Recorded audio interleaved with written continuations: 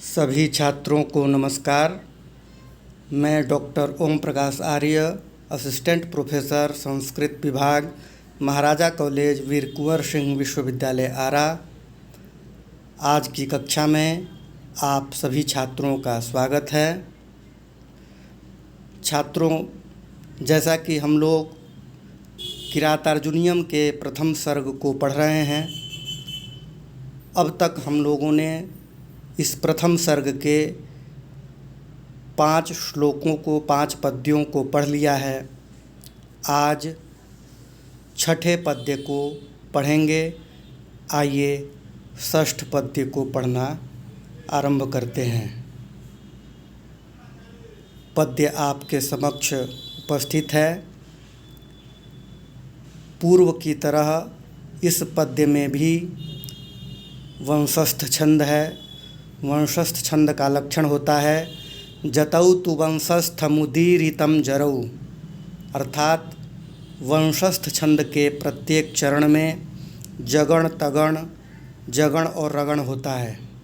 तो आइए इस छंद के अनुसार इस पद्य का पाठ करते हैं। आप लोग ध्यानपूर्वक सुनेंगे।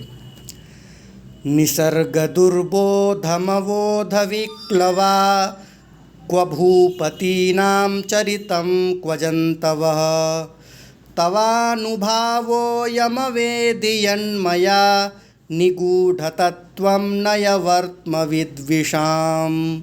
निगूढतत्त्वं नयवर्त्मविद्विषाम्। एक बार और सुने।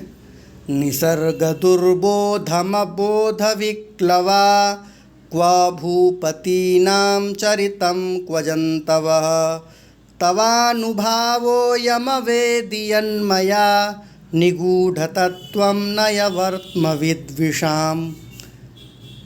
इस तरह से इस पद्य का हम लोग पाठ करेंगे। अब आइए इसका हम लोग अन्वय करते हैं। निसर्ग दुर्बोधम भूपतीनां चरितं क्व अबोध विक्लवाः जन्तवः क्व यत् मया विद्विषां निगूढतत्त्वं नयवर्त्म अवेदी तत् अयं तव अनुभावः। आइए इस अन्वय के अनुसार अब इस पद्य का अर्थ इस तरह से करेंगे। निसर्ग दुर्बोधम। निसर्ग दुर्बोधम, निसर्ग का अर्थ होता है स्वभाव।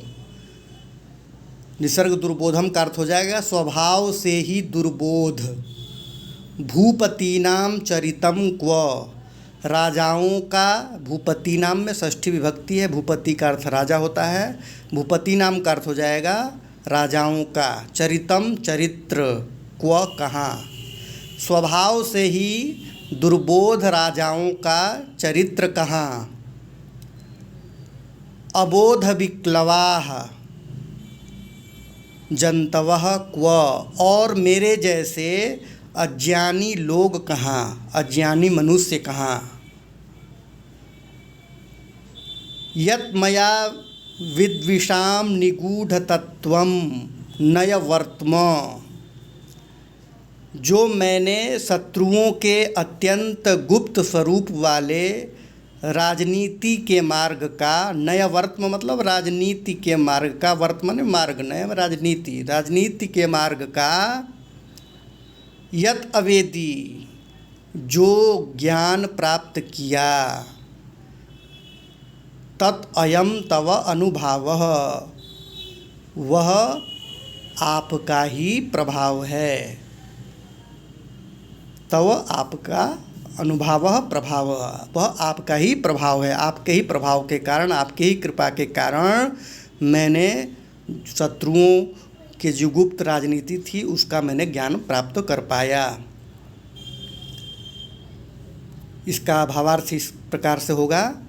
इस पद्य में वनेचर अपनी अहंकारहीनता का परिचय देते हुए कहता है कि राजाओं की राजनीति साधारण व्यक्ति द्वारा सरलता से समझी जाने योग्य नहीं होती। इस पद्य में 2 बार क्व शब्द का प्रयोग आया है, वो देख लेंगे कहाँ। निसर्ग दुर्बोधम भूपतिनाम चरितम क्व, एक बार यहाँ, और दूसरा है अबोध विक्लवाः जंतवः क्व।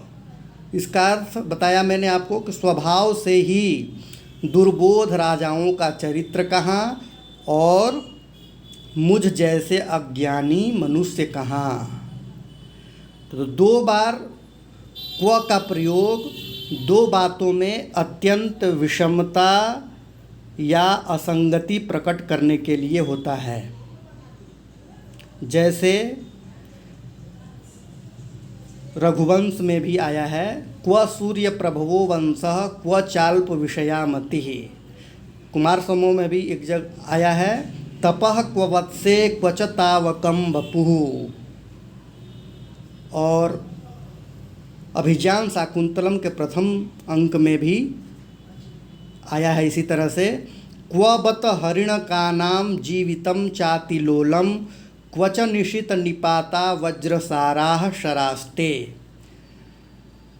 तो इस प्रकार से यहाँ पर जो 2 बार क्व पद आया है, इसका अभिप्राय यह होगा कि कवि कहना चाहते हैं कि, या बनेचर का कहने का अभिप्राय यह है, यहाँ कवि के द्वारा बनेचर से यह कहलवा रहे हैं कि बनेचर कहता है कि मेरे जैसे अज्ञानी द्वारा दुर्योधन जैसे राजा की नीति को समझना कठिन कार्य था, किंतु यह सब तवानुभावः अयम, यह आपकी ही कृपा से संभव हो पाया।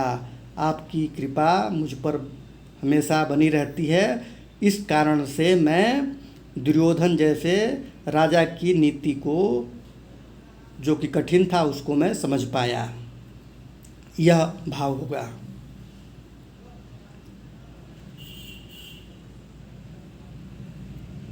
इस पद्य के अंतर्गत आए हुए शब्दों के प्रकृति प्रत्ययों को थोड़ा समझते हैं। सर्वप्रथम पद है निसर्ग दुर्बोधम। इसका अर्थ बताया गया आपको, स्वभाव से ही दुर्बोध, अपने स्वभाव के कारण कठिनाई से समझा जाने योग्य।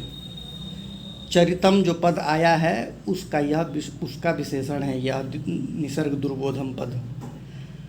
विग्रह इसका होगा निसर्गेण दुर्बोधम, निसर्ग दुर्बोधम, तृतीया तत्पुरुष समास। निसर्ग पद नि उपसर्ग पूर्वक सृज धातु से घय प्रत्यय करके यह पद बनता है। दुर्बोध पद दुर उपसर्ग पूर्वक बुध धातु से खल प्रत्यय करके निष्पन्न होता है। अगला पद है अबोध विक्लवाः, अज्ञान से अभिभूत, अज्ञानी अर्थात जंतवः का यह पद विशेषण है। न बोधः अबोधः, नए तत्पुरुष समास।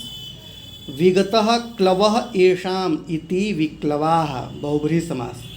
अबोधेन विक्लवाः अबोध विक्लवाः, तृतीया तत्पुरुष समास।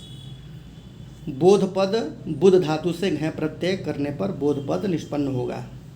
अगला है, आगे है क्व भूपतीनाम चरितम, राजाओं का चरित्र कहाँ। भुवः पतिः भूपतिः तेषां भूपतीनाम, षष्ठी बहुवचन का यह पद है। पा धातु से डति प्रत्यय कर्ता में करेंगे तो भूपति पद निष्पन्न होगा। चरितम पद चर धातु से कता प्रत्यय भाव के अर्थ में करते हैं तो चरितम पद बनता है। क्व जंतवः भी आया है तो उसका अर्थ होगा जीव कहाँ, जंतु कहाँ, मुझ जैसे मनुष्य कहाँ। अगला पद है तवानुभावः अयम, यह आपकी ही कृपा है, यह इसका अर्थ है। और विग्रह होगा अनुगतः भावः अनुभावः, प्रादि तत्पुरुष समास। अनु उपसर्ग पूर्वक भू धातु से घय प्रत्यय करके यह पद बनता है। अनुभावः अर्थ होता है प्रताप, कृपा, महिमा। यत् मया अवेदी, जो मेरे द्वारा जान लिया गया, यह इसका अर्थ होता है। विद धातु का लुंग लकार प्रथम पुरुष एक वचन कर्मवाच्य में यह पद बनता है अवेदी। अगला पद है निगूढ़ तत्वम, जिसका तत्व अत्यंत गुप्त है। निगूढ़ माने गुप्त है। निगूढ़म तत्वम यस्य, बहुब्रीहि समास।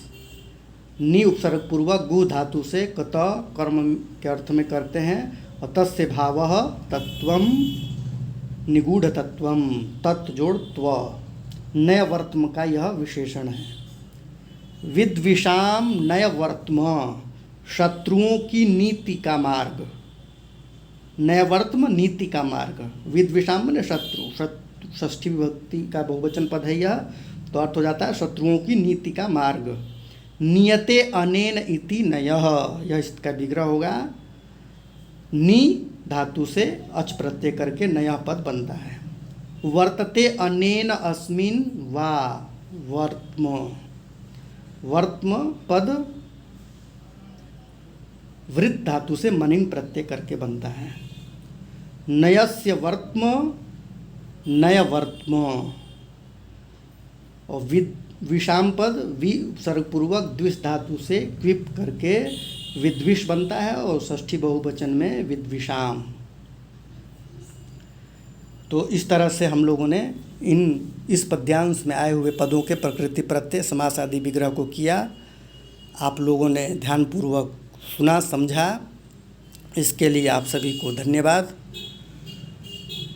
आज का पाठ यहीं समाप्त करते हैं। अगले पद्य के साथ आप सभी के बीच फिर से उपस्थित होंगे। तब तक के लिए आप सभी का धन्यवाद।